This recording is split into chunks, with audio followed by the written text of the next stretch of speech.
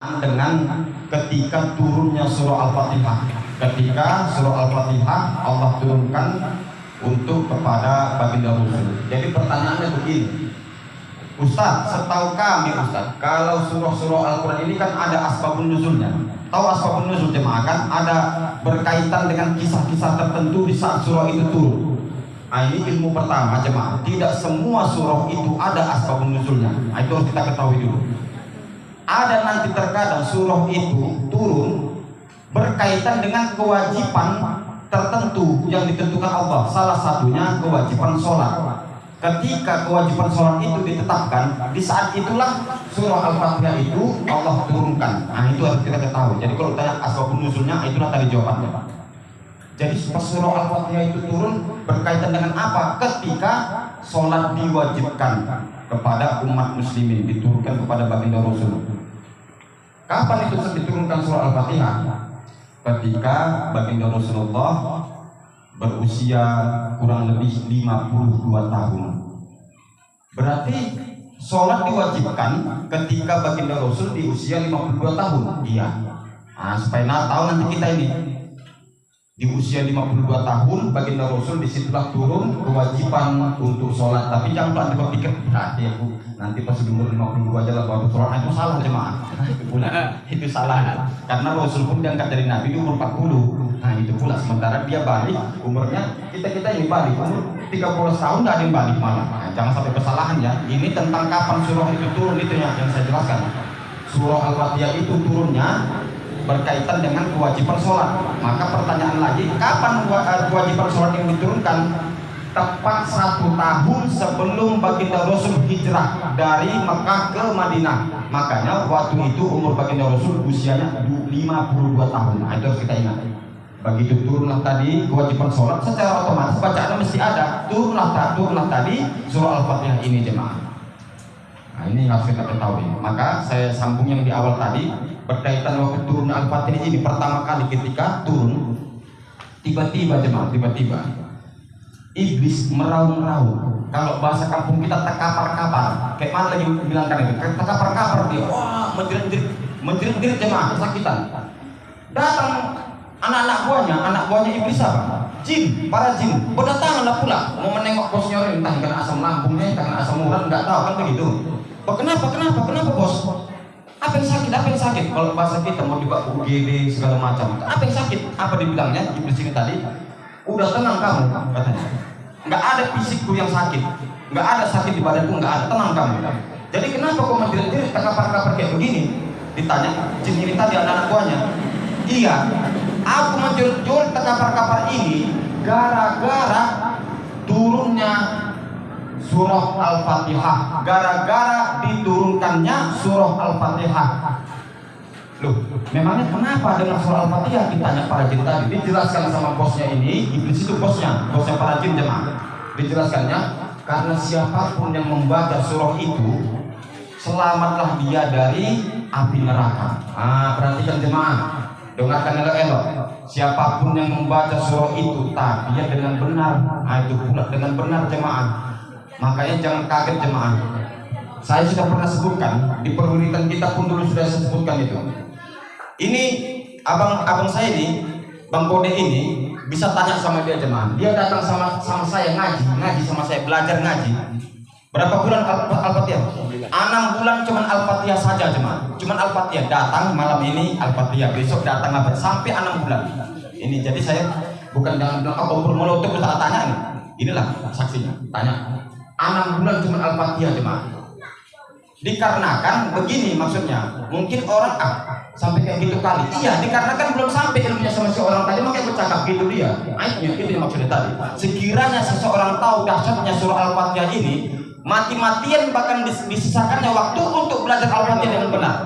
Pasti mati-matian gitu, usahakan pokoknya waktu harus ada demi belajar membaca Al-Fatihah dengan benar. Kalau dia tahulah dahsyatnya yang terkandung di dalam surah Al-Fatihah itu jemaah.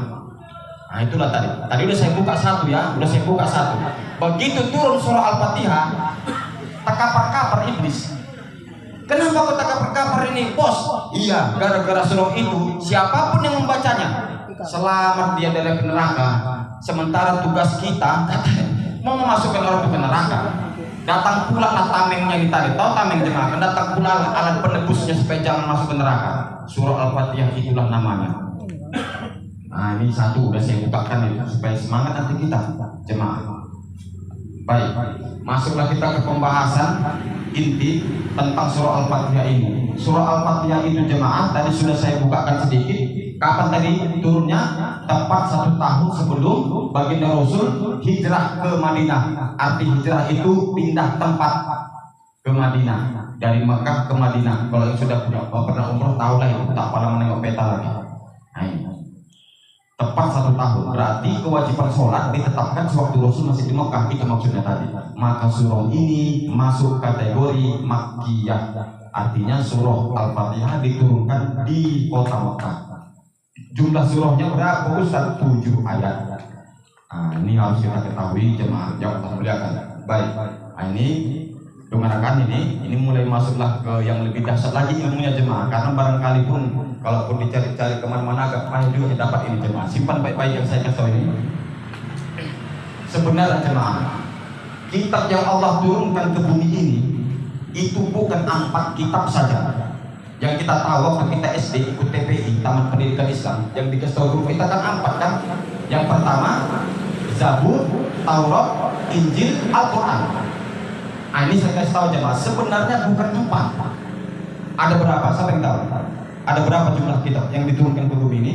Yang diturunkan Allah 104 kitab. Termasuk di antara yang 104 ini, itulah yang saya sebutkan 4 tadi. Zabur, Taurat, Injil, Al-Quran. Di antara yang 104 ini termasuk yang 4 itu. Yang 100 lagi Ustaz, apalah itu? Itu yang dibaca imam sholat, biasanya dipakai ketika sholat Jumat. Suhufi Ibrahim wa Musa. Suhuf itu jemaah lembaran kecil. Itu disatu-satukanlah.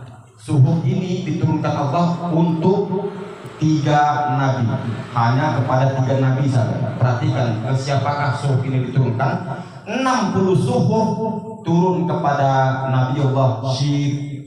Nabi Syed pernah dengar? Nah, kalau kita di buku-buku apa anak buku COSD Nabi Syed, kalau Nabi Syed ada pernah dengar itu? Namanya bukan Syed jemaah ya. Syed, Syah, ya sukun, ta, abata, ta, Syed. Cara nyebutkan, jangan Syed. Itu benar. 60 suhuf, 60 lembaran. Sudah. Ke Nabiullah Ibrahim alaihissalam 30 suhuf. Yang 10 lagi kepada Nabiullah Musa alaihissalam. 60 tambah 30, 90 tambah 10, 100 tambah yang 4 tadi. Alkitab tadi, maka kena 104. Itulah jumlah kitab yang Allah turunkan. Waktu itu tadi ada 104 jumlahnya. Nah, ini harus kita ketahui. Sudah dapat kan? Dapat bisa simpan ya. Ini jemaah dikumpulkan yang 104 tadi, dikumpulkan apa-apanya. Semuanya terangkum di dalam satu kitab. Yang 104 tadi dikumpulkan begini. Ada isinya semuanya, ada di dalam satu kitab namanya Al-Quran. Yang 104 tadi dikumpulkan, isinya ada di Al-Quran. Jadi kalau ada yang menanya orang begini misalnya, jadi Zabur itu isinya apa? Taurat itu isinya apa? Kasihkannya sama di Al-Quran. Nah, gua baca cara ini, isinya semua ada di situ. Itulah kira-kira jawabannya. Zabur, isi Taurat, isi Injil, semuanya di Al-Quran itu dikumpulkan jadi satu. Begitulah kira-kira jemaah. Jadi gak usah bingung deh. Kayak mana rupanya isi Zabur sama Taurat? Suruh baca saja Al-Quran. Itu sudah. Semua terkumpul di dalam Al-Quran. Masuklah kita yang ketiga jemaah. Al-Quran 30 juz itu jemaah. 30 juz. Jika semuanya ini 30 juz ini dirangkumkan menjadi satu surah, terkumpul di mana lah dia yang 30 juz ini? Semuanya terkumpul, makna isi-isinya ada di surah Al-Fatihah jemaah. Makanya kalau baca Al-Fatihah tadi, itu tadi kadarnya itu semua terkumpul di 30 juz tadi jemaah.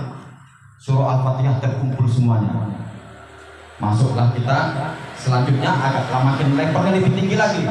Surah Al-Fatihah ini sekiranya dirangkumkan semua, ada di ayat yang manakah dia? Karena 7 itu ayatnya. Di ayat yang manakah dia? Kalau dirangkumkan tadi surah Al-Fatihah kan 7 ayat. Kalau dirangkumkan berat menjadi 1, di ayat yang kemanakah dia? Induknya maksudnya di mana itu? Di bacaan bismillahnya jemaah. Bismillahirrahmanirrahim. Kalau dikumpulkan surah Al-Fatihah yang 7 ayat tadi ini, maka induknya di bismillahnya ini tadi jemaah. Paham? Bismillahirrahmanirrahim. Oke. Lebih lagi, ini yang paling terakhir ini, paling terakhir. Di bacaan bismillah ini tadi, bismillahirrahmanirrahim, jika dipendekkan dia, dirangkumkan di huruf apalah terangkum bacaan bismillah yang 19 huruf ini? Di huruf apa itu? Di huruf ba. Bismillah, huruf ba-nya itu jemaah.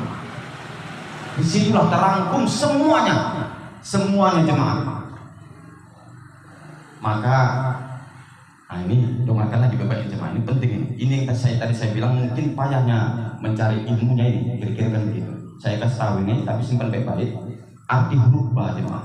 Ketika kita mengucapkan bismillah, ba-nya ini tadi bismillahirrahmanirrahim. Makna ba ini jemaah, kalau diartikan dia nanti ke ilmu balaghah, ilmu alat, paling tidak 3 lah bisa diartikan di situ. Yang pertama, lil ghoyah, arti ghoyah tujuan kita. Makanya ketika bismillahi dengan menyebut nama Allah, B-nya itu kalau kita artikan tujuanku hidup untuk Allah, itulah artinya.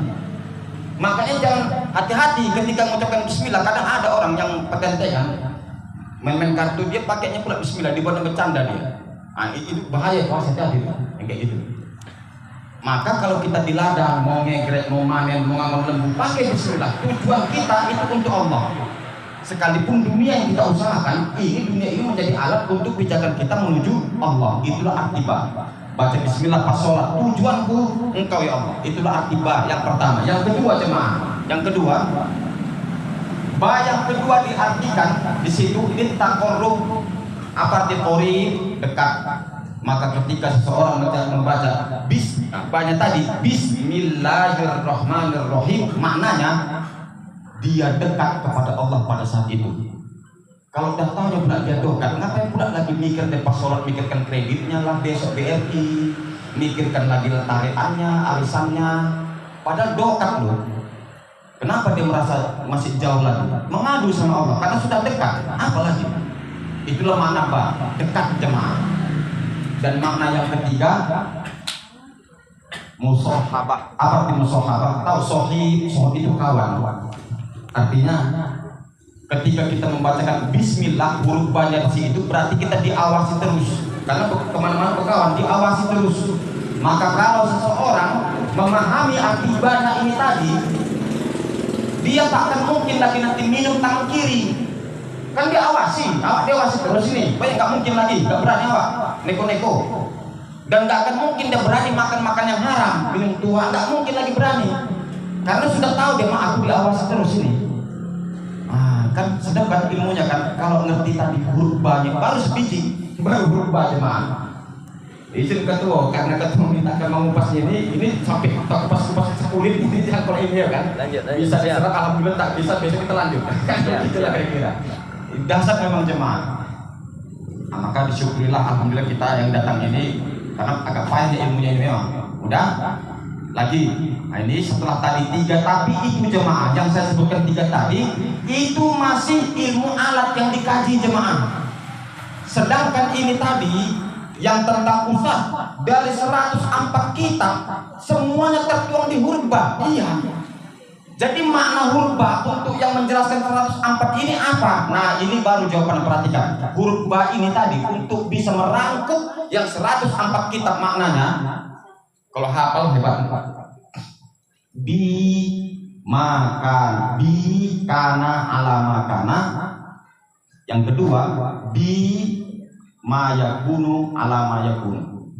Yakunu alamayakunu. Apa artinya itu Ustaz? Kana yang pertama fi'il madhi, kana alamakana. Yang kedua, yakunu alamayakunu. Artinya jemaah huruf ba di situ maknanya dari 104 kitab. karena akulah, karena ini Allah ini mengatakan, karena akulah segala sesuatu yang sudah ada yang nampak ini itu bisa terjadi. Yang kedua, yakunu alama yakunu, dan karena aku pula lah segala sesuatu yang akan terjadi. Dia belum ada, tapi seandainya pun besok itu terjadi, itu pun karena aku. Nah, itulah maknanya jemaah. Nah, bisa diingat itu kira-kira. Bisa diingat itu. Pola-pola sih. Ini belum panjang kita nih. Ya, berapa menit lagi nih, Ketua? Lama lagi.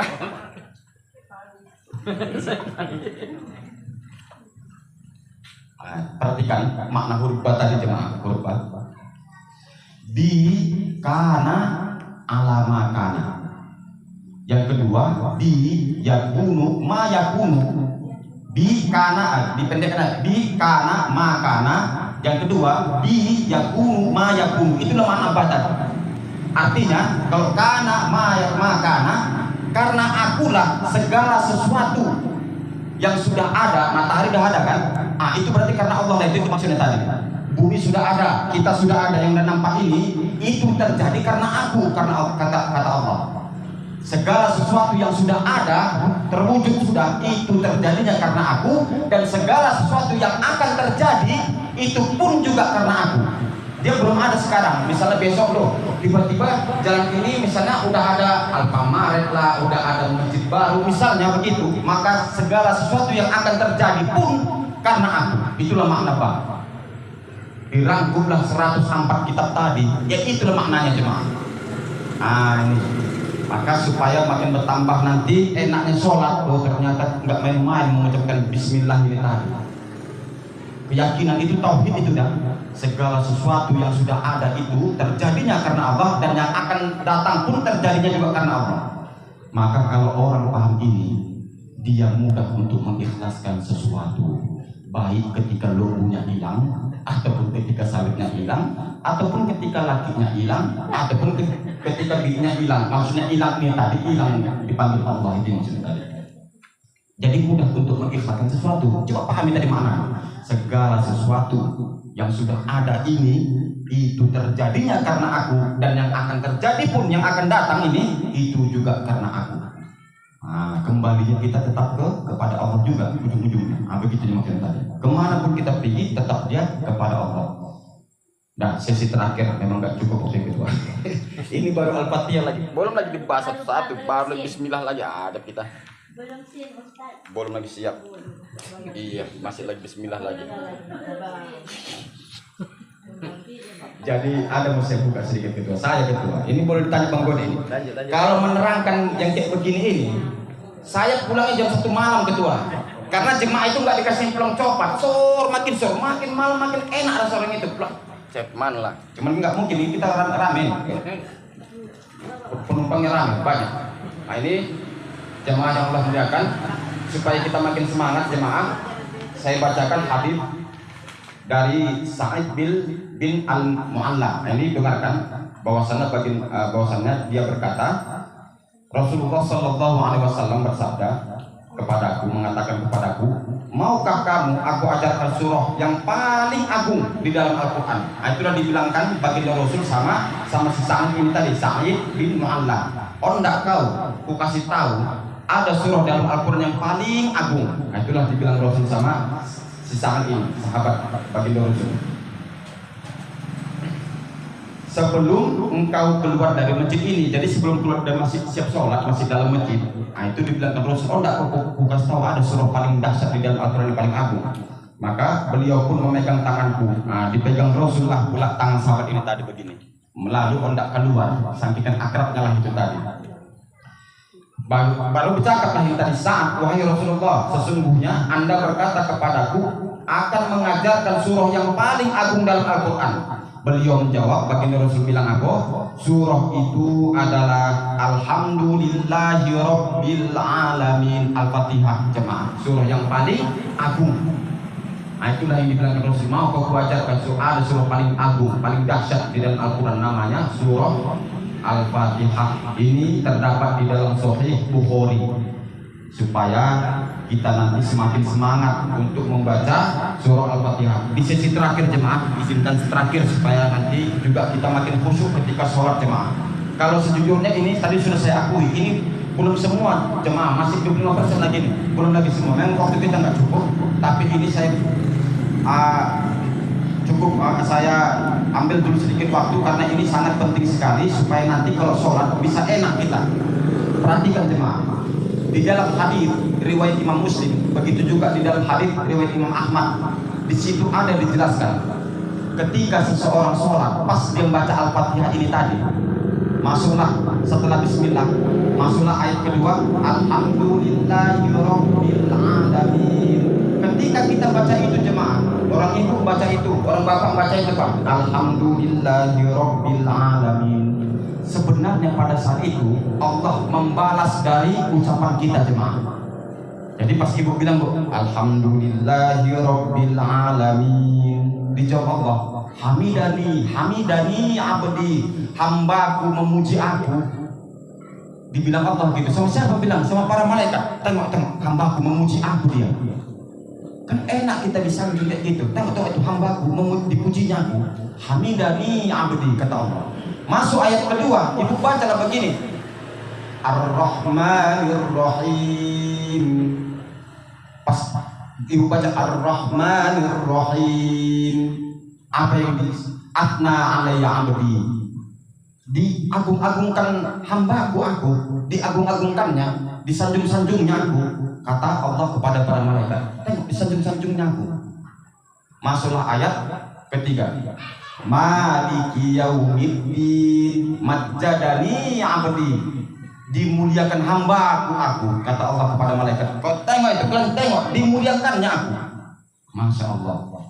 Baru masuk setelah pujian, kan 3 pujian kan, masuklah ayat keempat, Iyyaka na'budu wa iyyaka nasta'in. Ini pamungkas, ayat pamungkasnya, di situ pamungkasnya. Apa sih itu jawaban Allah? Dijawab Allah di situ jemaah. Ketika kita membaca Iyyaka na'budu wa iyyaka nasta'in. Kalau kita lihat terjemahnya, saya terjemahkan, hanya kepadamu lah ya Allah na'budu, kami menyembah, dan hanya kepadamu pula lah kami meminta pertolongan. Hanya, kalau udah hanya berarti nggak ada duanya. Kita menyembah hanya kepada Allah, nggak ada lagi Tuhan yang lain.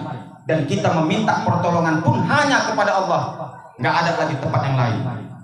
Nah itu jemaah. Ketika kita baca ini, maka Allah menjawab, Hadza baini wa baina abdi. Inilah antara aku dan hambaku. Inilah antara aku dan hambaku. Wa li abdi ma sa'al, kata Allah. Dan untuk hambaku apapun yang diinginkannya, apapun yang mau dia, sebutkan apapun yang mau dia. Masuklah ayat selanjutnya. Ihdinas siratal mustaqim, siratal ladzina an'amta 'alaihim ghairil maghdubi 'alaihim waladdallin. Nah, saya sengaja memakai tajwid supaya nanti bisa diikuti cara membaca Al-Fatihah jemaah seperti itu. Yang dua ini perhatikan, yang ayat terakhirnya menjelaskan dari ayat yang ke-6. Ihdinas siratal mustaqim. Karena tadi dibilang Allah, wa li 'abdi ma sa'al, untuk hambaku apapun yang hendak dia bilang. Kita bilang, kita jawab, ihdinas siratal mustaqim. Itulah jawaban kita, ya Allah, tunjukilah kami jalan yang lurus ya Allah. Sekiranya seseorang ditunjuki jalan yang lurus, selesai sudah urusan dia. Sudah selesai, tak usah lagi dia meminta yang lain. Sekiranya dia ditunjuki jalan yang lurus, maka secara otomatis tak bengkok-bengkok lagi dia. Tak pernah membengkok-bengkok kemana-mana. Semuanya jelas. Kalau sudah dia ditunjuki jalan yang lurus tadi. Baru dijelaskan ayat ke-7 menjelaskan ayat ke-6. Apa menjelaskan apa Ustaz?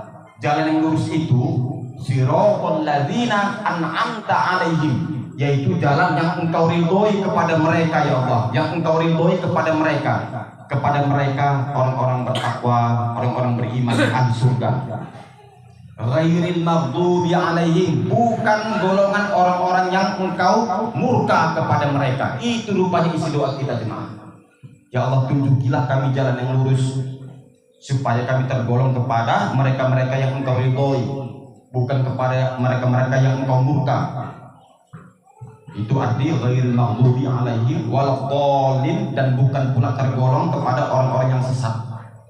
Itulah isi doanya. Maka di dalam hadis Imam Ahmad disebutkan, ketika kita sholat 5 waktu, baik kita berimam ataupun sendiri, kalau nanti imamnya mengucapkan pas di kalimat ini jemaah, iyyaka na'budu wa iyyaka nasta'in, cepat lintaskan dalam hati, tapi dalam hati saja lintaskan, apapun keinginanmu jemaah, lintaskan. Misal sembuhkan omakku ya Allah, sembuhkan ayahku ya Allah, misalnya lagi sakit, luluskan anakku PNS ya Allah. Tapi dalam hati saja jemaah, luluskan anakku masuk tentara ya Allah, luluskan anakku masuk polisi ya Allah, luluskan anakku masuk kedokteran ya Allah. Di kalimat apa tadi? Iyyaka na'budu wa iyyaka nasta'in. Pas di kalimat itu, setelah itu. Jadi tapi syaratnya sebelum masuk ke ayat selanjutnya. Makanya dia nggak boleh lama, harus cepat. Karena Al-Fatihah ini jemaah tidak boleh direntang dengan waktu yang lama, tidak boleh. Dia menolak dulu dia kan. Iyyaka na'budu wa iyyaka nasta'in. Banyak udah dimintanya sampai 10 menit baru disambungnya. Ihdinas siratal mustaqim. Maka enggak sah jemaah Al-Fatihahnya.